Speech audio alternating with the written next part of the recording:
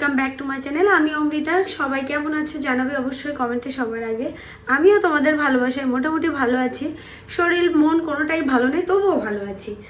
এখন তোমাদের সাথে অনেক দিন পর একটা রান্না শেয়ার করব। একেবারে সাদামাটা একটি মাছের ঝোল, ট্যাংরা মাছের ঝোল। সেটা কিভাবে তোমরা চটজলদি যখন রান্নার প্রতি আমার মতো একই অবস্থা হবে, মনোযোগ থাকবে না যে রাঁধতে ভালো লাগছে না, আবার খেতেও হবে, কি করা যাবে, আবার যে কোনো একটা তরকারি রান্না করতে হবে, তো চটজলদি কি শেয়ার করা যায়, কিভাবে রান্না করা যায়, যা খেয়ে পেটও ভরবে, আবার মন থেকে ভালোও লাগবে খেতে, সেরকম একটা রান্না শেয়ার করছি। কথা না বাড়িয়ে অলরেডি চুলা জ্বালিয়ে দিয়েছি, কড়াই গরম হয়ে গিয়েছে। এর মধ্যে এখন দিয়ে দিচ্ছি তেল। এনার্জি কিন্তু আজকে ভীষণ, ঠিক আছে। রান্না আজকে হবে ফাটাফাটি। মন ভালো নেই তাতে কি হয়েছে, রান্না তো করতে হবে। আচ্ছা ঠিক আছে, এখন একটু তেলটা গরম হয়ে নিক। দেখতেই পাচ্ছ তেল গরম হয়ে গিয়েছে, অলরেডি তেলে ধোয়া উঠে গেছে। এইবার মাছগুলো ভেজে নেবো। আমি কিন্তু আগে থেকেই মাছগুলোতে সুন্দর করে লবণ হলুদ মাখিয়ে নিয়েছিলাম। এবার মাছগুলো একটু ভেজে নেব, কারণ আজকে যেভাবে আমি মাছটা রান্না করব, এই মাছ রান্নায় মাছগুলো ভালো করে ভাজতে হবে।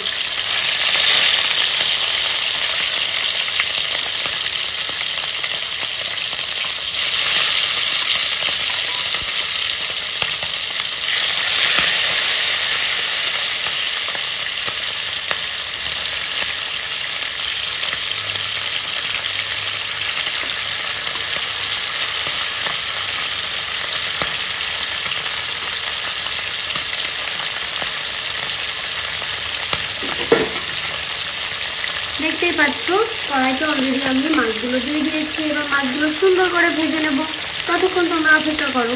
তো বন্ধুরা দেখতেই পাচ্ছ আমি মাছের এক পিঠ ভালো করে ভেজে নিয়েছি। অলরেডি মাছগুলোকে আমি পাশ উল্টে দিয়েছি। আর এর মধ্যে দেখতেই পাচ্ছ এক পিস ইলিশ মাছ আছে, ওটা আমার ছেলেকে খাওয়ানো হবে, ওর খাওয়ার টাইম হয়ে গেছে। দেখতে দেখতে মাছগুলো ভাজা হয়ে গিয়েছে। এবার মাছগুলো আমি উঠিয়ে নেবো।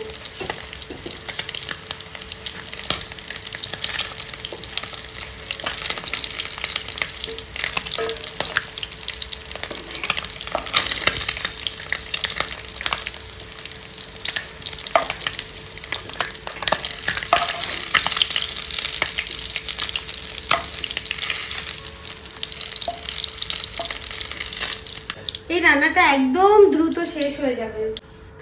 এখন দিয়ে দিচ্ছি ফোড়নের জন্য কালো জিরে।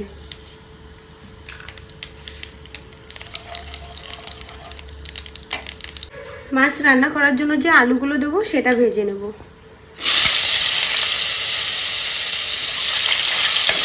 রান্নাটা এত দ্রুত হয়ে যাবে, তোমরা বিশ্বাস করবে না। মানে তোমরা ভিডিওটা স্কিপ করে দেখার মতো অপশান পাবে না। কারণ হচ্ছে স্কিপ করার আগেই তো রান্না প্রায় মানে প্রত্যেকটা পর্ব একের পর এক চলে আসবে। আলুগুলোকে একটু ভেজে নিই। দেখতেই পাচ্ছ আলুগুলো ভাজা হয়ে গিয়েছে। এবার এর মধ্যে দিয়ে দেবো চেরা কাঁচা লঙ্কা। ঝালটা কিন্তু অবশ্যই একটু নিজের স্বাদ মতো ব্যালেন্স করে দিতে হবে। আর এই সাথে দিয়ে দিচ্ছি, দেখো এখানে একেবারে টুকরো করে একটু মোটা দানা করে কাটা কাঁচা পেঁয়াজের টুকরো। এটাই কিন্তু রান্নার টুইস্ট। এই রান্নাটা খেতে যে কী দারুণ লাগে। আমি হঠাৎ করে আমার মাথায় এসেছিলো, গতদিন রাত্রে আমি বাসায় তাড়াহুড়ো করে এইভাবে রান্না করে সবাইকে খাইয়েছিলাম। সেটা খেয়ে মায়ের এত ভালো লেগেছে যে আমাদের আরও রান্না হবে, সেগুলো মাই করবে। তো মা বললো তুই আগে এই রান্নাটা তো একটু করে দে। আমি বললাম আচ্ছা ঠিক আছে। তো সব কিছু মিলাই ভাবলাম রান্নাই যখন আমি করছি, কেন তোমাদের সাথে শেয়ার করব না।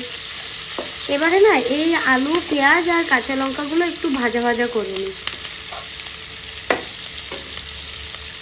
বন্ধুরা দেখতেই পাচ্ছ এখানে আলু এবং পেঁয়াজ সবই মোটামুটি ভাজা হয়ে গিয়েছে। এবার এর ভিতরে দিয়ে দিচ্ছি পরিমাণ মতো জল। যেহেতু আমি অল্প মাছ রান্না করবো, আমি অল্প পরিমাণে জল দিচ্ছি। যে যেমন ঝোলের পরিমাণটা রাখবে ব্যালেন্স অনুযায়ী জলটা দেবে। এই ঝোলটা ফুটতে সময় লাগবে না, কারণ আমি দিয়েছি আমার এখানে গরম জল করা ছিল হাতের কাছে, সেটাই দিয়ে দিয়েছি যেন তাড়াতাড়ি হয়ে যায়। দিয়ে দিচ্ছি স্বাদ মতো লবণ।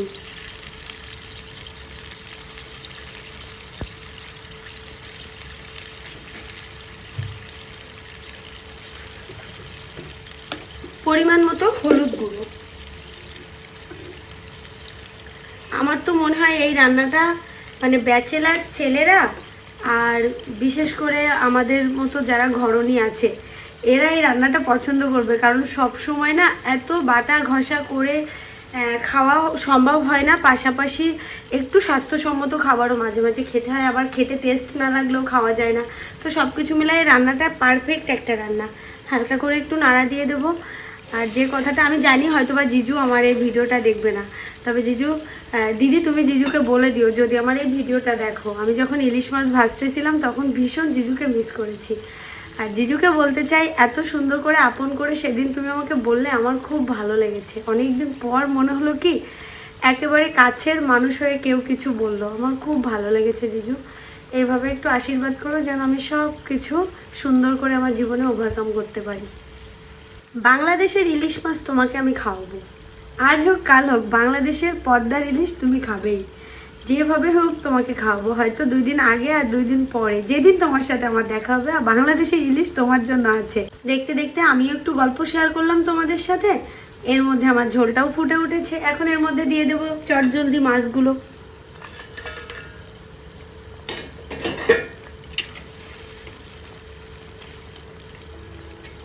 জানো তো এইগুলো সবই নদীর টাটকা মাছ, আমাদের বাজারে উঠেছিল, সেটাই আমি নিজে হাতেই এনেছিলাম। এরকম টাটকা মাছ দিয়ে তুমি এরকম ঝোল রান্না করে খাবে, যে কেউ বাড়িতে তোমরা রান্না করে খাবে দেখবে হেভি টেস্ট লাগে। আমি না যে কোনো রান্না শেয়ার করার আগে নিজের স্বাদটা বুঝে নিই যে আমি কি ঠিক রান্না করছি। রান্নাটা তো আমার রান্না দেখে কেউ না কেউ রান্না যদি কখনো করতে চায় তাহলে তো রান্নাটা খারাপ না হলে সেও বাড়িতে বকা খাবে। এটা মাথায় রেখে তোমাদের সাথে রান্নাটা শেয়ার করি। আপাতত ঝোলটা ফুটতে লাগুক। দেখতে দেখতে বন্ধুরা আমার রান্নাটা শেষ হয়ে গিয়েছে, দেখতেই পাচ্ছ। ঠিক এমনভাবেই আমি এখন তরকারিটা নামিয়ে নেব।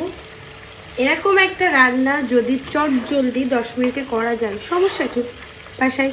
দেখো স্বাস্থ্যসম্মত না, আমি এর ভিতরে কোনো বাটনা দিয়েছি, কোনো কিছুই দেয়নি, শুধু একটু কাঁচা লঙ্কা চেরা আর এই যে দেখতে পাচ্ছ এই যে পেঁয়াজের যে ফালি ফালি করা যে অংশগুলো, খেতে গেলে এটা মুখে লাগলে যে কি দারুণ টেস্ট লাগবে কাউকে বলে বোঝাতে পারবো না। আর অবশ্যই ঝাল লবণের ব্যালেন্সটা ঠিক হতে হবে, না হলে কিন্তু খাবারের টেস্ট হবে না, এটা আগে থেকেই বলে দিচ্ছি। আমার এই চটজলদি রান্নার রেসিপিটা আজকে তোমাদের কেমন লাগলো কমেন্টে জানাতে একদমই ভুলবে না। অনেকদিন রান্নার ভিডিও শেয়ার করা হয় না, এই জন্য ভাবলাম ঠিক আছে আজকে একটু রান্নার ভিডিওটা শেয়ার করেই দিই। কারণ ঘরণীদের একটু মাঝে মাঝে রান্নায় কিন্তু ঢিলেমি আসে, যেটা আমারও আসে। এরকম একটা রান্না যদি তাড়াতাড়ি করা যায় তাহলে সেই দিনটা কিন্তু একটু রেস্ট নেওয়ারও সুযোগ থাকে, তাই কি না জানিয়ে যাবে সবাই কমেন্টে। আবারও দেখা হবে নতুন কোনো ভিডিওতে, ততক্ষণ সবাই ভালো থাকবে, সুস্থ থাকবে। সবাইকে আবারও অনস এগেন ধন্যবাদ আমার ভিডিওটা দেখার জন্য।